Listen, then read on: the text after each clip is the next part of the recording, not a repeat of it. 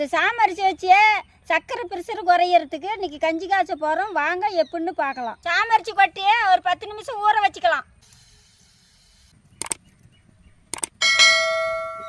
தண்ணி ஊற்றிக்கலாம்.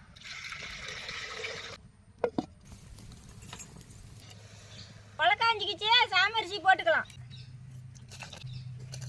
பூண்டு, பச்சை மிளகாய், வெந்தயம், சீரகம், உப்பு எல்லாம் போட்டாச்சு. ஒரு 10 நிமிஷம் வேகட்டும். நல்லா குழன்னு வெந்தால் தான் கஞ்சி நல்லா இருக்கும். கஞ்சி ரெடி ஆயிடுச்சு. இனிமே இறக்கலாம். எடுத்து குடிங்கப்பா.